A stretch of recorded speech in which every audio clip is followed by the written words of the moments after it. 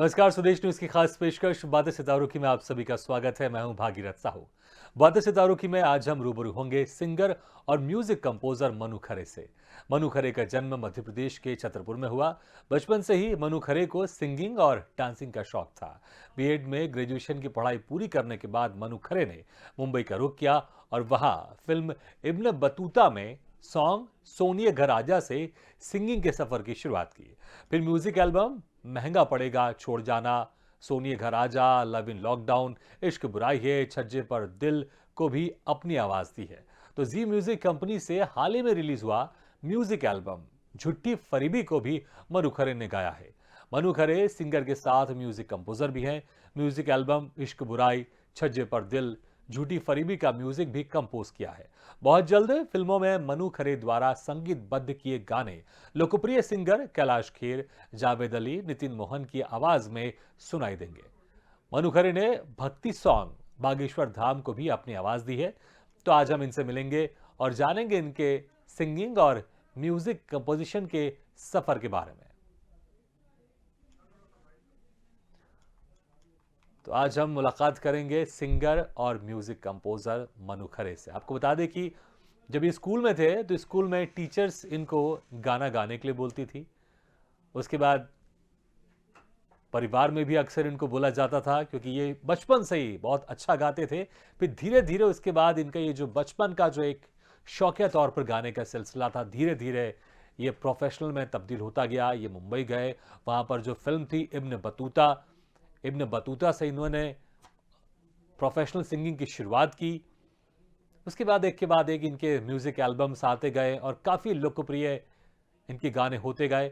और साथ में सिंगिंग के साथ इन्होंने म्यूजिक भी बनाना शुरू किया, एज ए संगीतकार भी काम करना शुरू किया।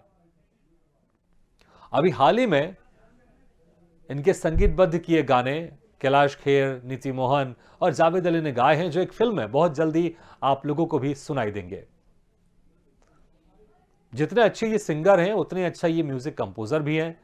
म्यूजिक एल्बम झूठी फरीबी को भी मनु खरे ने गाया है।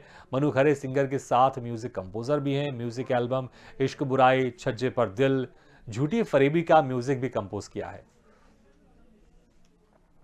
और बहुत जल्द लोकप्रिय सिंगर, जैसा कि मैंने पहले आपको बताया था, कैलाश खेर, जावेद अली, नितिन मोहन की आवाज में इनके संगीतबद्ध किए गाने सुनाई देंगे। और एक धार्मिक गाना भी इन्होंने गाया है, बागेश्वर धाम को अपनी आवाज दी है। तो आज हम इनसे मिलेंगे और जानेंगे कि आखिर कैसे मुंबई में इनका सफर कैसा रहा। जब ये मुंबई गए तो वहां पर कैसे जो इनका पहला ब्रेक था इनको मिला, किस तरह की समस्या आई और अभी किस तरह के ये प्रोजेक्ट कर रहे हैं, इनकी अपकमिंग फिल्में क्या हैं, और कैसे फिर सिंगर के साथ कैसे संगीतकार बनने का भी जहन में ख्याल आया। उसके बाद फिर जब एक सिंगर संगीतकार बनता है तो क्या कुछ सोच होती है, किस तरह से गाने को तैयार किए जाते हैं, और क्या कुछ एक्सपीरियंस रहा जिनके साथ इन्होंने काम किया है। तस्वीर में हम देख रहे हैं बहुत सारे फेमस सिंगर्स के साथ इनकी तस्वीरें हैं, उनके साथ इन्होंने काम किया है। तो हम जानेंगे इनका क्या कुछ एक्सपीरियंस था, कैसा इनका एक्सपीरियंस रहा। आपको बता दें कि बचपन में इनको डांस और सिंगिंग का खासा शौक था, लेकिन फिर आगे चल के डांस और सिंगिंग में से इन्होंने प्रोफेशन के लिए सिंगिंग को चुना। मुंबई गए, वहां पर सीखने के उद्देश्य से गए थे। फिर उसके बाद जो फिल्म थी, इनकी पहली फिल्म थी इब्न बतूता, इससे इन्होंने इंडस्ट्री में कदम रखा, एज ए सिंगर ये एस्टैब्लिश हुए। उसके बाद एक के बाद एक कई म्यूजिक एल्बम्स इनके रिलीज हुए। फिर इन्होंने संगीतकार बनने की भी सोची। कई ऐसे गाने हैं जो इन्होंने खुद गाए हैं और उसको संगीतबद्ध भी किया है। तो जब ये हमारे साथ जुड़ेंगे तो हम जानेंगे कि जो इनका पहला गाना था जिसमें एज ए सिंगर इन्होंने काम किया, तो रिकॉर्ड करते वक्त कैसा एक्सपीरियंस था, किस तरह की समस्याएं थी। क्योंकि होता है अक्सर जब भी हम कोई पहला काम करते हैं तो कुछ ऐसी एक्सपीरियंस, कुछ ऐसे यादें हमारे साथ जुड़ जाते हैं उस एक्सपीरियंस के, उस पल के। और इस वक्त हमारे साथ सीधे जुड़ गए हैं सिंगर और म्यूजिक कंपोजर मनु खरे। मनु जी, आपका बहुत बहुत स्वागत है स्वदेश न्यूज की खास पेशकश बातें सितारों की में। मनु जी, आपको हमारी आवाज सुनाई दे रही है? चलिए, लगता है कि हमारी आवाज उन तक नहीं पहुंच पा रही है। हम कोशिश करेंगे कि जल्द से जल्द वो हमारे साथ जुड़े और फिर बातचीत का सिलसिला हम शुरू करेंगे। बड़ा मुश्किल होता है मुंबई इंडस्ट्री में जाना, हिंदी फिल्म इंडस्ट्री में जाना, वहाँ पर एज ए संगीतकार अपने आप को इस्टेब्लिश करना, सिंगर अपने आप को इस्टेब्लिश करना, क्योंकि देश से कोने कोने से, हर ज़िले से, इवन गांव-गांव से लोग इस इंडस्ट्री में आते हैं। और जब से आजकल सोशल मीडिया प्लेटफॉर्म जितना ज़्यादा बढ़ते जा रहा है, उतना ही नए-नए टैलेंट इस फील्ड में आते जा रहे हैं। तो इन सब के बीच में अपनी एक पहचान बनाना बड़ा मुश्किल होता है। और इस मुश्किल सफ़र के दौर से ये गुजरे हैं और अपनी एक मुकाम बनाई है इंडस्ट्री में इन्होंने।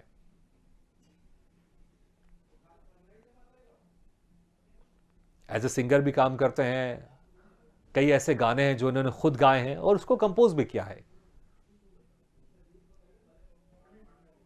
और हम फिर से कोशिश करते हैं कि अगर हमारी आवाज पहुंच रही है मनु खरे के पास। मनु जी, आपको हमारी आवाज आ रही है? जी मनु जी, हम आपको देख तो पा रहे हैं लेकिन आपकी आवाज हमारे तक नहीं पहुंच रही है। कुछ बोलेंगे आप ताकि हम समझ सके कि हमारी आवाज आप तक पहुंच रही है? सर बिल्कुल, मुझे आपकी आवाज पूरी तरीके से आ रही है। बिल्कुल, बहुत बहुत स्वागत है आपका स्वदेश न्यूज की खास पेशकश बातें सितारों की में। थैंक यू सो मच, और थैंक यू सो मच मुझे इनवाइट करने के लिए स्वदेश न्यूज का, और आपका बहुत बहुत धन्यवाद।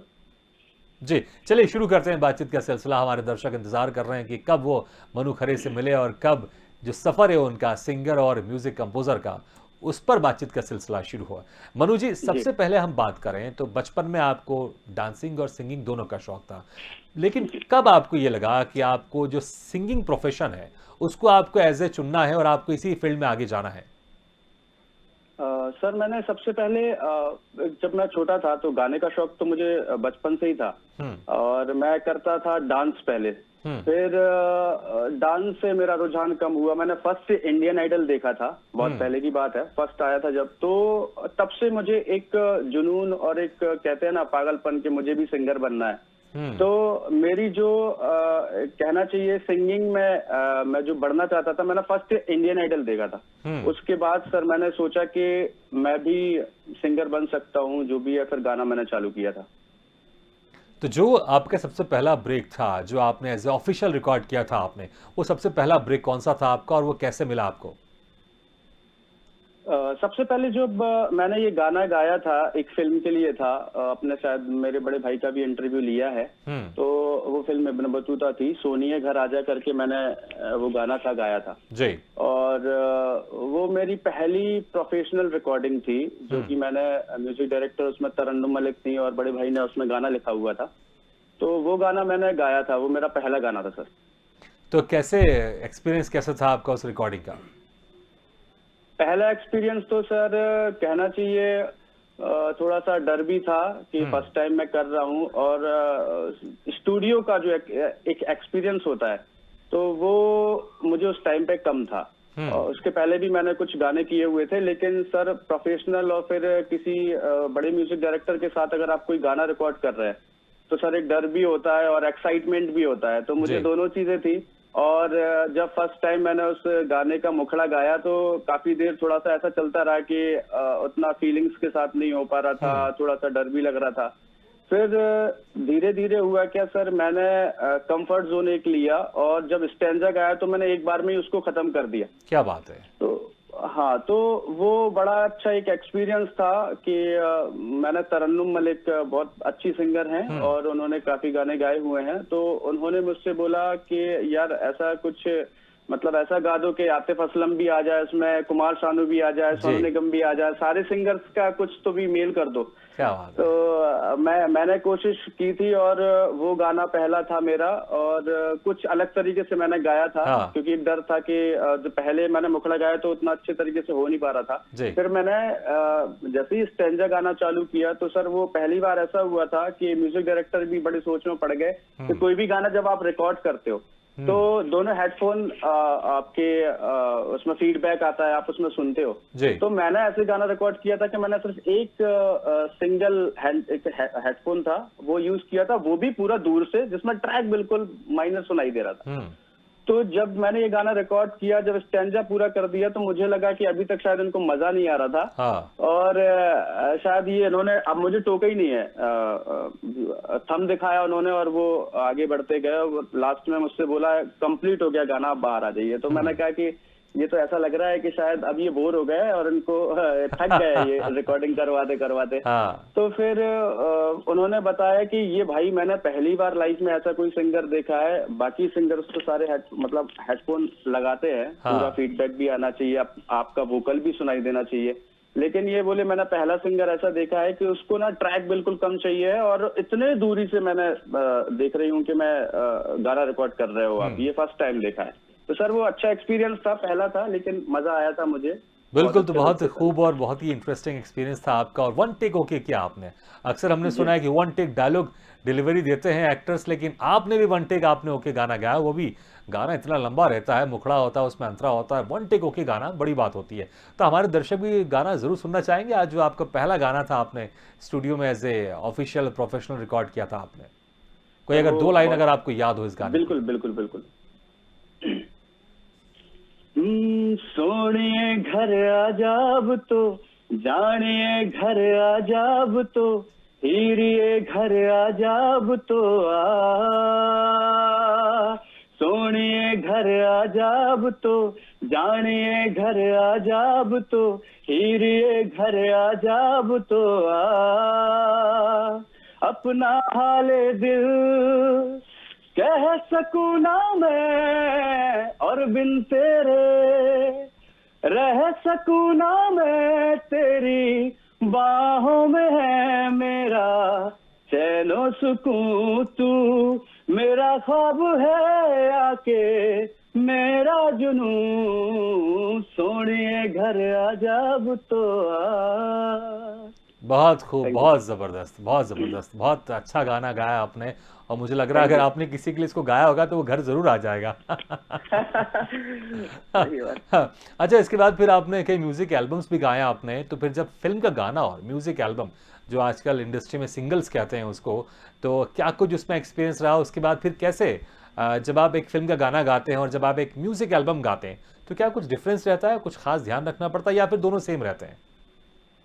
सर गाना गाना तो सेम ही है, आप हुँ। चाहे फिल्म के लिए गाइए चाहे किसी एल्बम के लिए गाइए। बस सब ये जब मैंने सिंगल नहीं, चालू क्योंकि किया एल्बम क्योंकि का। क्योंकि यहाँ मैं एक इसमें ऐड करना चाहूंगा, क्योंकि जब फिल्म जी होती है तो फिल्म में कहीं ना कहीं हमने अक्सर देखा है कि मूड के हिसाब से, सिचुएशन के हिसाब से गाने रहते हैं उसमें। और एल्बम, म्यूजिक एल्बम है, सिंगल है आपका, तो आपको उसी बीच में एक स्टोरी शुरू करनी है 5-10 मिनट की और आपको खत्म कर देनी है। पूरी फिल्म है तो पूरी एक 2 से ढाई घंटे की फिल्म होती है, उसी बीच में 4 गाने करेक्ट होते हैं जो फिल्म को आगे बढ़ाते हैं। करेक्ट। तो सर इसमें तो फिल्म का आप सही बोल रहे हैं, फिल्म में ये 3 घंटे की फिल्म होती है, कॉन्सेप्ट होता है, बहुत सारी चीजें होती है। और जब हम किसी एल्बम को या सिंगल अगर हम बनाते हैं तो उसमें भी कोई कॉन्सेप्ट होता है या स्टोरी होती है, तो उस हिसाब से उसमें भी समथिंग समथिंग सेम होता है। तो कुछ कुछ चीजें ऐसी होती है सर कि जब मैंने ये चालू किया था तो क्या होता क्या था, पहले मैं प्लेबैक कर रहा था, जी। प्लेबैक किसी के लिए गाना, फिल्म के लिए गाना, बहुत सारी चीजें। तो मैंने फिर पिक्चराइजेशन खुद के ऊपर चालू किया, खुद का प्रोड्यूस करना चालू किया कि मुझे म्यूजिक भी करना है और पिक्चराइजेशन में भी खुद आना है और खुद की स्टोरीज भी दिखानी है। और क्या होता है सर कि बॉम्बे में बहुत सारे लोग आते हैं, ऐसा नहीं है कि हम सिर्फ संघर्ष कर रहे हैं, बहुत सारे लोग आते हैं, लाखों लोग आ रहे हैं, लाखों लोग जा रहे हैं वापस। बिल्कुल सही कहा आपने। तो सर ऐसा भी नहीं है कि हमारी कंडीशन से भी बुरी तरीके की कंडीशन होती है, वो भी स्ट्रगल करते हैं। तो सर मुझे एक टाइम पे ऐसा लगा जब कोरोना आया था, तब से मैंने कोरोना जब फर्स्ट लॉकडाउन हुआ था उसके पहले मैंने कुछ ऐसा प्लान किया कि अब इंडस्ट्री भी 1 साल 2 साल कम से कम ऐसा हो गया था कि काम रुक गया, सारे लोगों का बहुत प्रॉब्लम्स हुई थी। तो सर उस टाइम से मैंने सिंगल्स बनाने चालू किए, पहले मैं यूट्यूब पे नहीं करता था, फिर धीरे धीरे मैंने यूट्यूब पे आना चालू किया सर। तो वहां से उस सफर की शुरुआत हुई थी मेरे सिंगल्स की। बिल्कुल, उसमें से एक जो आपके म्यूजिक एल्बम है इश्क बुराई, तो ये कहीं ना कहीं हमें पता चला कि आपने अपनी रियल स्टोरी के ऊपर आपने इस गाने को आपने बनाया है, आपने इस गाने को गाया है। तो आखिर किस तरह की रियल स्टोरी थी और कैसे ख्याल आया कि आपको कि गाना बनाना है? क्या है इसके पीछे स्टोरी, ये जानना चाहेंगे हमारे दर्शक। हाँ हाँ सर, ये तो थोड़ा सा पर्सनल है, लेकिन हाँ ये सारे लोग पूछते हैं। अभी भी कई इंटरव्यूज में ऐसा होता है कि वो कहते हैं कि आपका दिल टूट गया क्या, आप हाँ आपको धोखा मिला क्या, बहुत सारे सवाल होते हैं। और जब मैंने हाँ, इश्क क्योंकि बुराई है इश्क गाना किया, इतनी खूबसूरत चीज है, आपने इसको बुराई की तरह आपने बुराई बोल दिया कि इश्क बुराई सर इसमें इश्क बुराई है, इसलिए हमने ऐसा लिरिक्स किया था। ये हाँ एक्चुअली सत्या जो मेरे बड़े भाई हैं, उन्होंने बड़ा अच्छा लिखा हुआ था इसको। तो हमने ये पर्टिकुलर किसी के लिए, जैसे दो लोग हैं तो ना मैं बुरा ना तू बुरा, ये इश्क बुराई है। सर हाँ। बुराई इश्क में है, किसी इंसान के अंदर नहीं है, हमने वो दिखाया था। तो है क्या कि वो एक अच्छा, मुझे भी हालांकि आपकी इस पर्सनल। बात से मैं यहाँ पर सहमत नहीं हूँ, क्योंकि आपने कहा कि इश्क में बुराई है, इंसान के अंदर बुराई नहीं है। मुझे लगता है इश्क में तो खूबसूरती है, इश्क में तो बुराई नहीं है, इंसान के अंदर हो सकती है व्यक्तिगत तौर पर। ये मेरा मत है जी। अच्छा, ये जो गाना है आपका इश्क बुराई, हमारे दर्शक जरूर सुनना चाहेंगे कि आखिर। अच्छा, पहले शॉर्ट में ये बताइए, क्या कैसे, क्या आपका दिल टूटा हुआ था, उसके बाद फिर इस गाने को आपने लिखा? क्योंकि अक्सर हमने कुछ फिल्में देखी हैं, रॉक स्टार खासकर, उसमें जो सिंगर है वो अपना दिल, जब जैसे दिल उसका टूटता है तो बहुत बेहतरीन सिंगर और बड़ा रॉक स्टार बन के निकलता है। तो ऐसा कुछ भी आपके साथ हुआ था? और इसके बाद फिर आपने इस तरह के सैड गाने आपने लिखने शुरू किए, बनाने शुरू किए और कंपोज करना शुरू किया? सर ये बहुत मैंने आपसे कहा है अभी वही कि कई लोगों ने मुझसे ये चीजें पूछी, क्योंकि मैं इस तरीके की गाने ला रहा था। तो हाँ क्या दिल टूट गया ये सर रॉक स्टार की जो आप कहानी बता रहे हैं, चलिए मैं अब आज खुल के ही आपको बता देता हूँ। रॉक स्टार की कहानी में ऐसा था कि वो मैंने सिर्फ चटनी नहीं खाई सर, बाकी हाँ तो कहानी सेम ही होती है सारे लोगों की। हाँ। तो सर कहीं ना कहीं पर्सनल लाइफ में भी होता है, लोग मिलते हैं, सारी चीजें हैं। तो मेरे साथ भी थोड़ा सा हुआ था, लेकिन सर मैंने अपने काम पे ध्यान दिया और मुझे ऐसा लगता था अगर आप अच्छा काम कर रहे हो तो हमेशा आप अप्रिशिएट होंगे और लोग आपको पसंद करेंगे। तो सर इश्क बुराई है गाना मेरे पर्सनल लाइफ पे था, आपने जैसे बोला, तो वो हमने शूट किया था और लोगों को वो बहुत पसंद आया था। हम्म। तो जी हमारे दर्शक भी दो लाइन इस गाने की सुनना जरूर चाहेंगे। जी जी जी। तू अपनी जगह है ठीक, मैं अपनी जगह सही, तूने किया वही जो तुझको लगा सही, पर जाते जाते कह के जाती तो अच्छा होता, जीना मुश्किल फिर भी रहता, पर दर्द ना यूं होता, पर दर्द ना यूं होता, ना मैं बुरा ना तू बुरा, ये इश्क बुराई है, दो पल का साथ ये देती है, फिर लाती जुदाई है, कैसी ये खुदाई है, कैसी ये खुदाई है, बस आती रुलाई है, बस आती रुलाई है। Thank you. बहुत खूब, बहुत ज़बरदस्त। हालांकि आपने कुछ खास डिटेल में नहीं बताया कि आखिर क्या था, लेकिन हम उसमें जाना भी नहीं चाहेंगे क्योंकि आपके व्यक्तिगत मामला है। लेकिन ये बताइए, क्या अब तो दिल जुड़ा हुआ है कि नहीं जुड़ा हुआ है? सर दिल जब टूटता है तो जुड़ जुड़ भी जाता है, जोड़ना ही पड़ता है सर, लाइफ जी। बहुत बड़ी है। तो ऐसा अभी ऐसा कुछ है तो नहीं, लेकिन ठीक है सर, लाइफ है तो अभी देखते हैं आगे क्या नहीं है। तो, क्योंकि देखिए अभी आपने कहा कि जब आपकी रियल स्टोरी पे बेस्ड था और इश्क बुराई, तो कहीं ना कहीं हम समझ गए कि दिल टूटा हुआ था और आपने उसके ऊपर गाना गाया, कंपोज भी किया। तो अगर जुड़ गया है तो आप किसी के लिए कोई आप गाना डेडिकेट करना चाहें, आप किसी को आप सुनाना चाहें, अपने जो फेवरेट मित्र हैं, जो इंडस्ट्री में बेस्ट फ्रेंड कहते हैं, तो आप सुना सकते हैं हमारे स्वदेश न्यूज़ के माध्यम से उनके लिए एक गाना। अभी तो ऐसा मैं कुछ बोल नहीं सकता, लेकिन हाँ सर कोई ना कोई तो लाइफ में आता है और जी कुछ नहीं है तो उनके लिए मैं एक डेडिकेट कर देता हूँ गाना। प्लीज। एक राहत फतेह अली खान साहब का गाना है जो मुझे बहुत पर्सनल बहुत पसंद है और बहुत फेमस गाना है वो। हाँ उसका मैं 4 लाइन आपको सुनाता हूँ।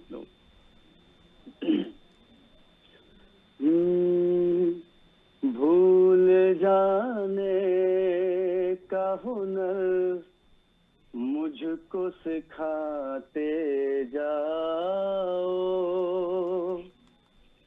जा रहे हो तो सभी नक्श मिटाते जाओ, चलो रस्मन ही सही, मुड़ के मुझे देख तो लो, तोड़ते तोड़ते ताल्लुक को निभाते जाओ, कभी कभी ये मुझे सताए, कभी कभी ये रुलाए, कभी कभी ये मुझे सताए, कभी कभी ये रुलाए, फकत मेरे दिल से उतर जाइएगा, फकत मेरे दिल से उतर जाइएगा, बिछड़ना मुबारक बिछड़ जाइएगा। बहुत खूब, बहुत जबरदस्त मनु जी, बहुत जबरदस्त है। मनु जी, समय बहुत कम है, हालांकि थोड़ा सा हमारी बातचीत के जो सिलसिला वो लेट शुरू हुआ था, सर लेकिन एक बात मैं इंटरप्ट कर रहा हूँ आपको, जी। इश्क बुराई की मैं बात कर रहा था आपसे। कभी कभी सिचुएशन ऐसी होती है सर कि ना सामने वाला कुछ कर पाता है, ऐसा हो जाता है सर। हाँ तो कंडीशंस होती है ऐसी, इसलिए सर मैंने बोला है कि कभी कभी इश्क पे छोड़ देना चाहिए सर। इश्क बुराई है, हम किसी की पर्टिकुलर किसी की पर्सनल जी। एक लाइफ होती है, तो सिचुएशन ऐसी हो जाती है, इसलिए मैंने बिल्कुल आपसे वो चीज बोली थी जी। बिल्कुल। अच्छा, मुझे लगता है अगर कोई इसमें शायद कोई मैसेज छुपा हुआ है किसी के लिए, शायद वो पहुंच पहुंच जाएगा, इसमें शायद कोई मैसेज है किसी के लिए। अच्छा अच्छा मनोज जी, समय बहुत कम है, तो एक आखिरी सवाल आपसे ये करना चाहूंगा। आप जितने अच्छे सिंगर हैं, आप उतने अच्छे म्यूजिक कंपोजर भी हैं, और आपने जो गाने संगीतबद्ध किए हैं उस पर आवाज़ें जो कैलाश खेर है उनकी आवाज़ उन्होंने दी है, उन्होंने गाना गाया है, नीति मोहन ने गाना गाया है, जावेद अली ने गाना गाया, तो कैसे एक्सपीरियंस था इनके साथ एज ए म्यूजिक कंपोजर काम करके, जब ये आपके संगीतबद्ध किए गाने जब ये गा रहे थे? सर बहुत अच्छा एक्सपीरियंस था, क्योंकि अगर कोई बड़ा सिंगर आपके गाने मतलब गाता है सर, तो ये तो बहुत अच्छी बात है। हम गाने गाते थे, फिर हमने कंपोज करना चालू किया, तो सर वो एक्सपीरियंस मेरी लाइफ का बहुत अच्छा एक्सपीरियंस था, क्योंकि मैं जब छोटा था तो उनके ही गाने गाया करता था, और एक टाइम में ऐसा हुआ कि वो हमारे गाने गाने के लिए आ रहे हैं। तो सर ये एक्सपीरियंस तो मेरे लिए हमेशा रहेगा। और ऐसा भी हुआ सर कि मैंने जो गाना गाया, जो बड़े सिंगर ने गाया, तो उन्होंने कहा कि ये गाना आपकी आवाज में ही अच्छा लग रहा है, आपको रिकॉर्ड करना चाहिए। तो सर वो मेरे लिए एक्सपीरियंस बहुत अच्छा था, और एक आशीर्वाद कह लो, कोई जब बड़ा सिंगर आपको इस तरीके से बोलता है तो ये बड़ी अच्छी बात है, तो अच्छा था सर। बिल्कुल। अच्छा, एक लव इन लॉकडाउन, एक और ये गाना है, क्या लॉकडाउन में आपने इसको बनाया था? और अगर इसकी एक आध दो लाइन आप अंत में बस गा दे, समय बहुत कम है, तो हमारे दर्शकों को जाते हैं तो और अच्छा लगेगा। अच्छा अच्छा अच्छा, ओके। वो गाना मैंने लॉकडाउन में किया था, और सारे लोग, क्योंकि ऐसा था ना कि लोग एक दूसरे से मिल नहीं पा रहे थे, तो उस समय मैंने ये गाना था जो मैंने मोबाइल से शूट किया था, क्योंकि ऐसा सिचुएशन थी कि सर ना हमारे पास कैमरा था और हम कहीं निकल भी नहीं सकते। बिल्कुल मनोज जी, तो बस एक लाइन आप गुनगुना दें, समय कम है, फिर आपसे विदाई जी लेंगे। जी जी। स्माइली जो भेजी है मोबाइल पे, स्माइल मेरे चेहरे पे आई, मौसम बदल रहा है, अप्रैल चल रहा है, फिर भी लगे है जैसे जुलाई, हो हार्ट बीट में थोड़ा सा लगे लैक, अब आ जाए इसी में भलाई। बहुत बढ़िया मनोज जी, जाने का दिल नहीं कर रहा, ऐसा लग रहा है कि आपसे आपके संगीतबद्ध किए गाने और जो आपने सिंगिंग की है वो बस आपसे सुनते रहें और दिल खुश हो रहा है, इसमें कोई शक नहीं है। बहुत बहुत शुक्रिया, आप ऐसी हंसते रहिए, मुस्कुराते रहिए, ऐसे चेहरे पे स्माइल आप रखिए, बड़े खूबसूरत आप गाते हैं, बहुत आपकी अच्छी स्माइल है। थैंक यू वेरी मच, समय निकालकर आपने हमारे इस कार्यक्रम में शिरकत। Thank you so much, thank you so much.